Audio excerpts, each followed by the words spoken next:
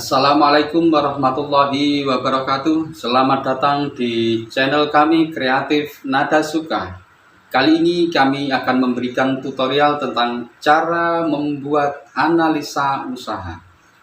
Apa itu analisa usaha? Analisa usaha adalah suatu cara untuk mengetahui harga pokok produksi atau titik impas suatu produk.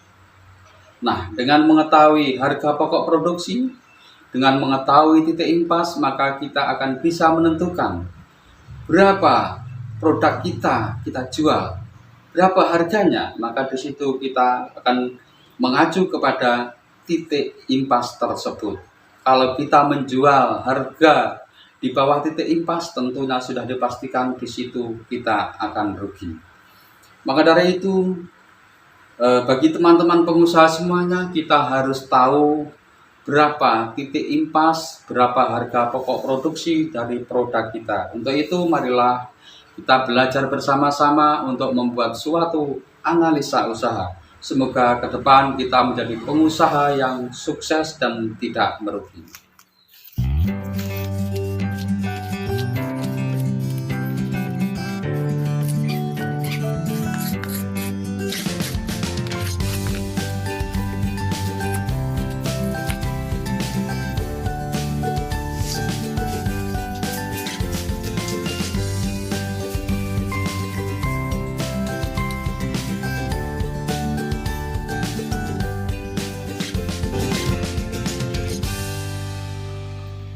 Oke teman-teman semua, kita langsung saja ke pembahasan kita kali ini, yaitu tentang analisa usaha.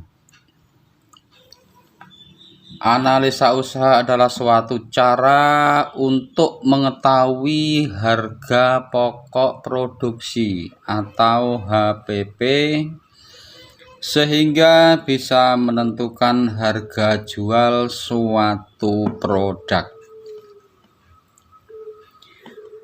Kemudian bagaimana cara menentukan HPP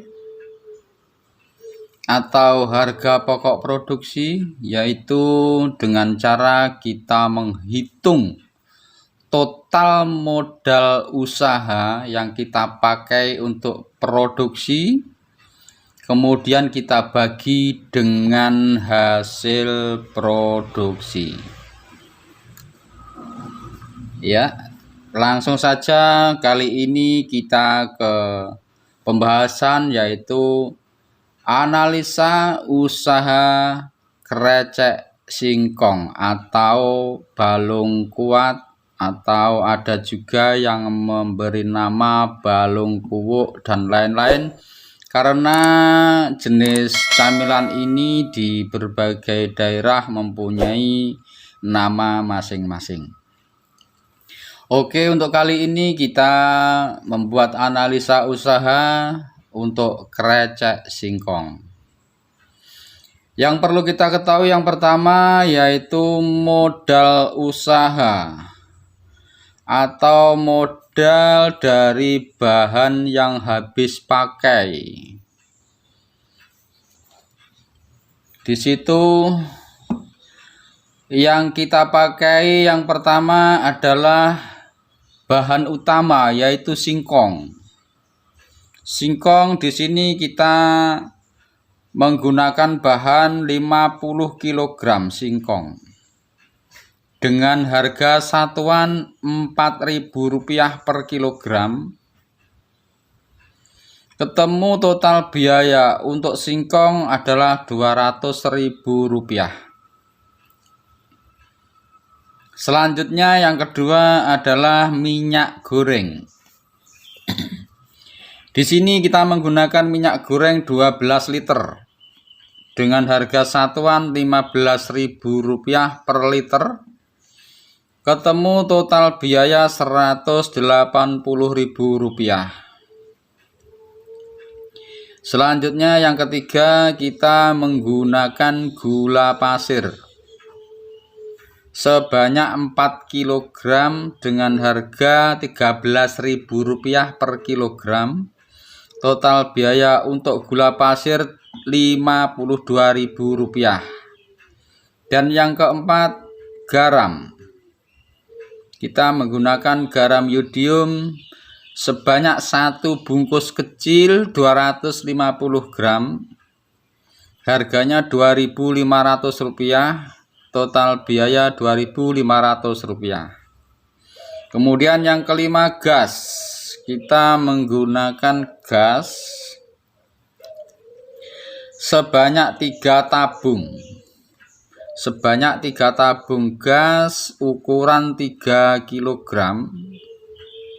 dengan harga satuan Rp18.000 per tabung. Ketemu total biaya untuk gas Rp54.000. Oke, kemudian jumlah modal usaha dari bahan habis pakai adalah Rp510.500. Jadi inilah total biaya untuk modal usaha dari bahan yang habis pakai sebesar Rp510.500. Oke, selanjutnya yang kedua adalah modal investasi, yaitu dari peralatan dan mesin. Ini biasa disebut sebagai biaya tetap. Kalau yang tadi biaya dari bahan-bahan yang habis pakai itu disebut dengan biaya variabel. Kalau modal investasi dari peralatan dan mesin ini biasanya disebut dengan biaya tetap. Di sini kita menggunakan peralatan berupa kompor gas. Kompor gas, kita menggunakan 1 kompor gas. Harganya Rp750.000. Total biaya untuk kompor gas Rp750.000. Kemudian di sini kita menentukan umur atau usia atau masa pakai dari kompor gas tersebut. Kira-kira kompor gas tersebut bisa kita pakai selama berapa tahun?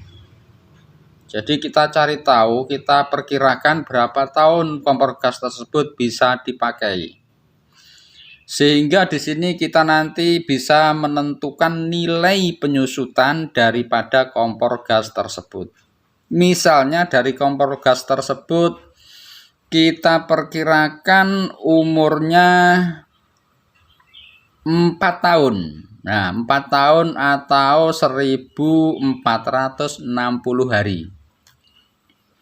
Kita anggap kompor gas tersebut bisa dipakai selama 1460 hari. Di sini artinya setelah 4 tahun kita harus bisa membeli kompor gas baru dengan harga Rp750.000, dan kita membeli kompor gas tersebut kita ambilkan dari hasil usaha kita, yaitu dengan kita menyisihkan yang dinamakan dengan nilai penyusutan. Ketemunya nilai penyusutan per hari adalah Rp513. Ini kita dapat dari total biaya kompor gas kita bagi dengan umur dari kompor gas tersebut. Jadi Rp750.000 kita bagi dengan 1460 hari. Ketemunya Rp513 per hari. Jadi dengan menyisihkan dana Rp513 per hari, itu nanti selama 1460 hari, atau setelah 4 tahun ke depan kita sudah bisa menganggarkan untuk membeli kompor gas baru, dan ini kita ambilkan dari penjualan produk kita atau dari hasil usaha kita. Oke, saya harapkan mudah-mudahan teman-teman pemirsa semua sampai di sini sudah bisa memahami tentang nilai penyusutan dari alat dan mesin. Oke, kita coba untuk yang kedua. Selain kompor gas, kita menggunakan wajan. Kita membutuhkan satu wajan yang harganya Rp125.000. Total biayanya Rp125.000. Kita perkirakan umurnya sama dengan kompor gas, yaitu 4 tahun atau 1460 hari. Nilai penyusutannya kita cari yaitu dari total biaya, yaitu Rp125.000 kita bagi 1460 hari, ketemunya adalah Rp85. Ini nilai penyusutan per hari dari wajan. Oke, lanjut yang ketiga. Kita menggunakan serok sebanyak 1. Harganya Rp15.000. Total biaya untuk serok Rp15.000. Umurnya kita perkirakan 365 hari atau 1 tahun. Jadi kita perkirakan serok itu bisa kita pakai selama 1 tahun. Jadi nilai penyusutannya ketemu Rp41 per hari. Oke, lanjut. Nomor 4. Kita menggunakan sotil sebanyak 1 dengan harga satuan Rp7.500. Total biaya Rp7.500. Kita perkirakan umurnya juga 1 tahun atau 365 hari. Maka nilai penyusutannya ketemu Rp20. Intinya, seberapapun nilainya harus tetap kita masukkan ke dalam modal atau modal investasi. Jadi kita cari penyusutannya, meskipun itu nilainya kecil, semua harus kita masukkan karena semua itu akan berpengaruh kepada HPP atau harga pokok produksi. Oke, lanjut. Yang kelima, pisau. Kita butuh 2 pisau, harganya sekian, total sekian, umurnya kita perkirakan sekian, nilai penyusutannya ketemu. Lanjut, yang keenam, ember, juga demikian, caranya sama dengan yang di atas tadi. Terus apa saja yang kita pergunakan kita masukkan.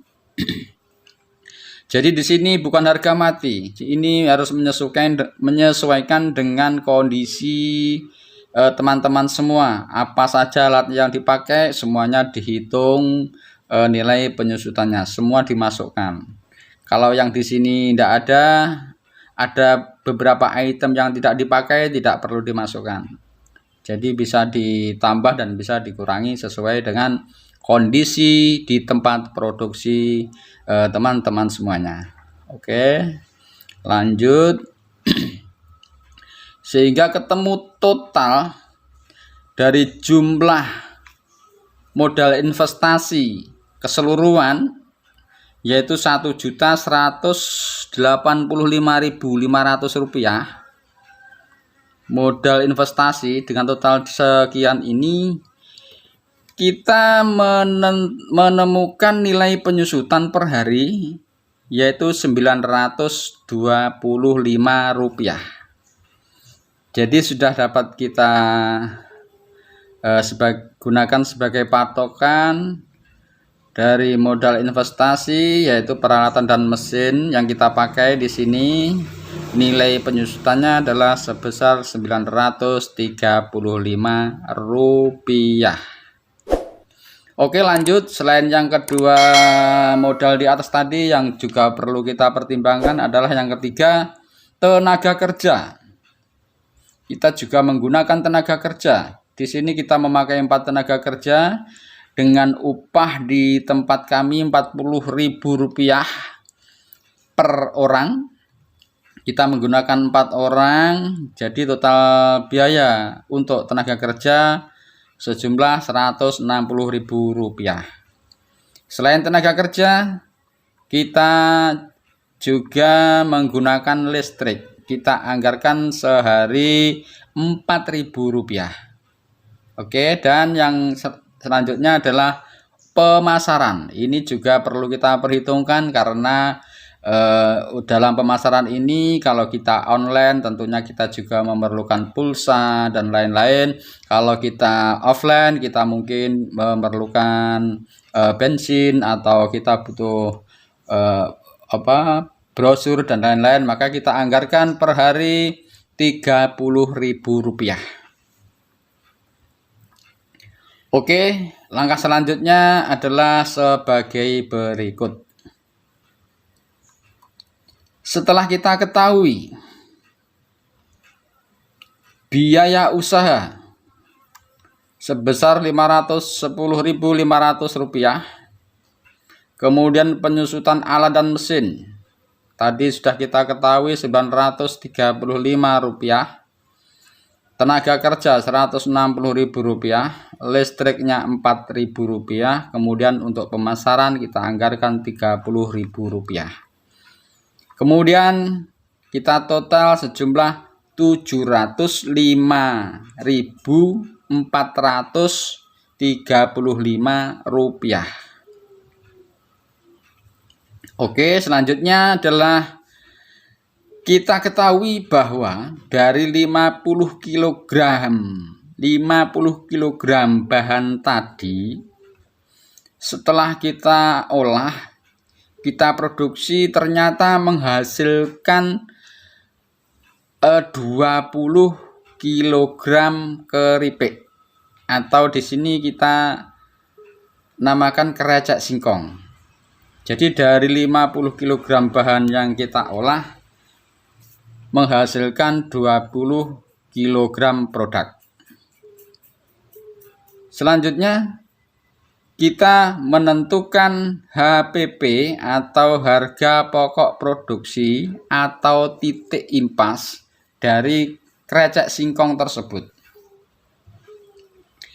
Bagaimana caranya? Seperti di awal sudah kita sampaikan, caranya adalah dengan menghitung total modal usaha, baik modal yang habis pakai ataupun modal investasi, tenaga, listrik, pemasaran, semua kita total, kemudian kita bagi dengan hasil produksi.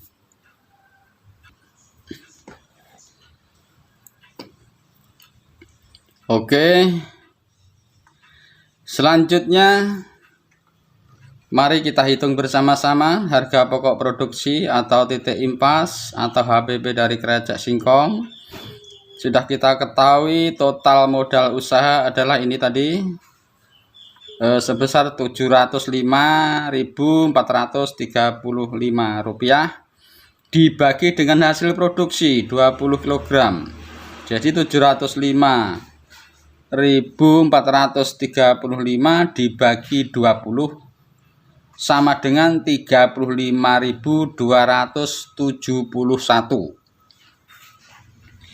Jadi HPP untuk krecek singkong adalah Rp35.271 per kilogram. Jika produk dijual dalam bentuk kemasan, maka HPP-nya harus ditambah dengan biaya kemasan, stiker label, dan tenaga kemas.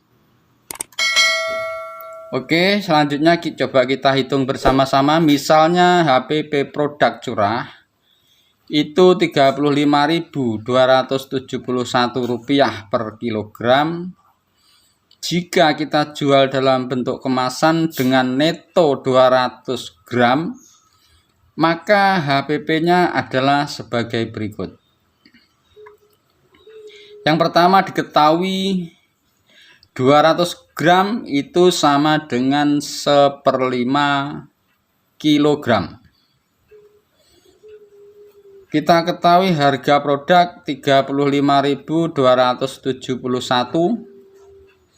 Kemudian kita bagi 5. Karena kemasan kita 200 gram atau 1/5 kilogram.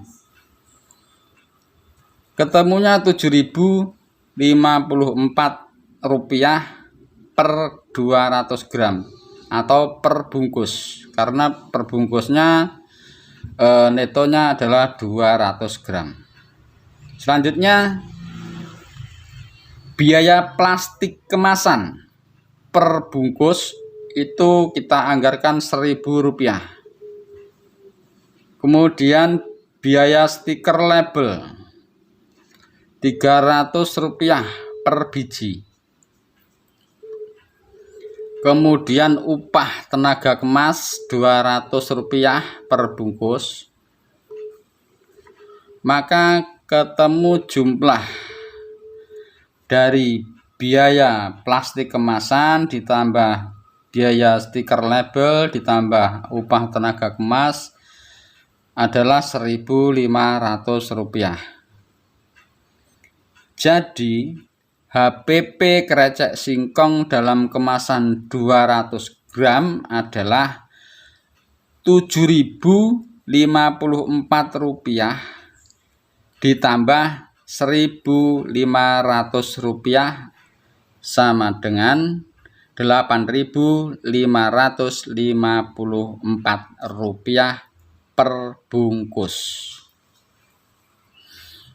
Kemudian bagaimana cara menentukan harga jual?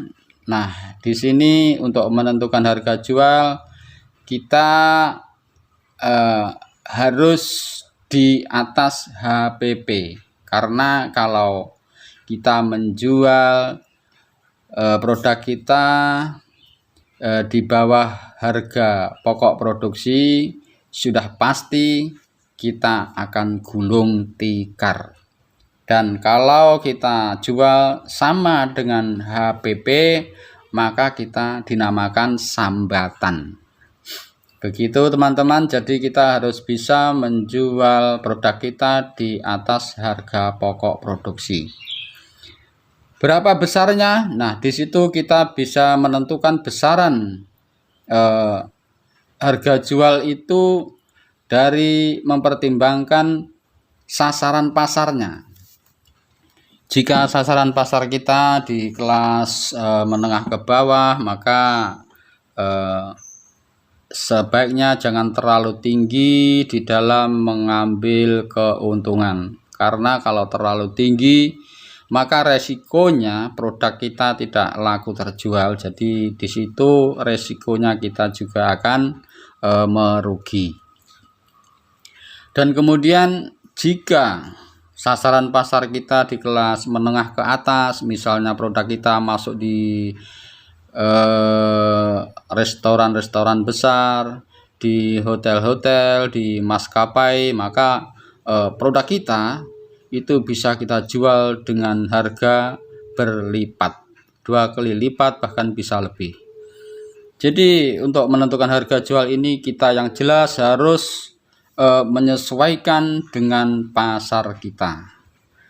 Intinya jangan sampai sama atau lebih kecil daripada titik impas atau harga pokok produksi. Nah, sampai di sini saya harapkan teman-teman pemirsa semua bisa mendapatkan ilmu, bisa sedikit memberikan suatu wawasan untuk usaha yang akan dirintisnya ke depan.